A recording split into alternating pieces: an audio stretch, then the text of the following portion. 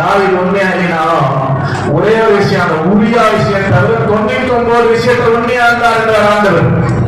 1:9 அதிகாரத்துல அவன் உரியாவை கொலை செய்தது மாத்திரம்தான், மற்றபடி 99% தாவீதை தவிர யாரும் உண்மையா இல்லை. பழைய ஏற்பாடுல மோசே. ஆமென் சொல்லுங்க அல்லேலூயா.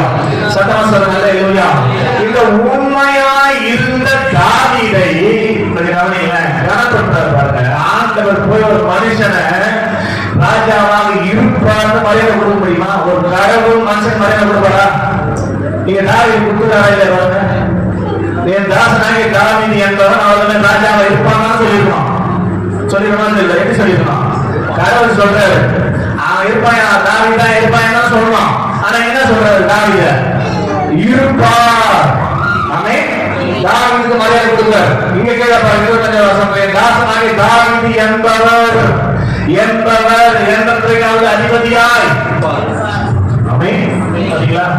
தேவனால நீங்க கனப்படுத்தப்படனா உண்மையா இருக்கணும். தேவனோட பேரை சொல்லும் போது மரியாதை கொடுத்து பேசுறாங்க. கடவுள் நம்ம மரியாதை கொடுக்கறதுக்கு தகுதியே கிடையாது. நம்ம தாவீதை மரியாதை கொடுக்கறதுக்கு தகுதியே கிடையாதுங்க. அதாவது படிக்கும் போது ஆச்சரியமா இருந்தது.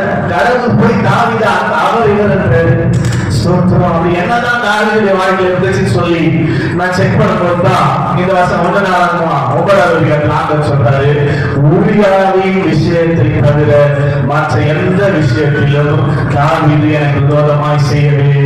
ஆமென். 99.9% தாவீது எனக்கு உண்மையா இருந்தபடியினாலதான் என் தாசனாகிய தாவீது என்பவர் அவர்கள் மேல் ராஜாவாக இருப்பார். ஆமென். அல்லேலூயா.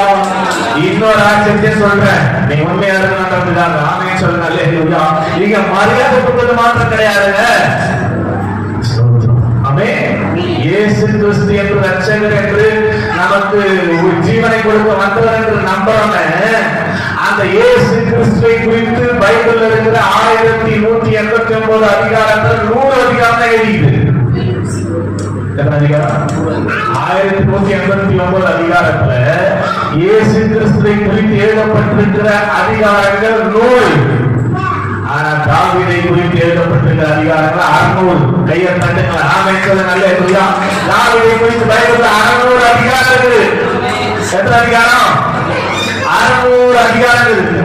எப்படி கணபதி சேர்ந்த ஆண்டவர்? அதிலே சொல்லுங்க அல்லேலூயா. எதனால? அவர் உண்மையில் பிசகாதவர். உண்மையா இருக்க வேண்டும் என்று சொல்லிதான் உங்களை தெரிந்து கொண்டார், தாவீதை தெரிந்து கொண்டார்.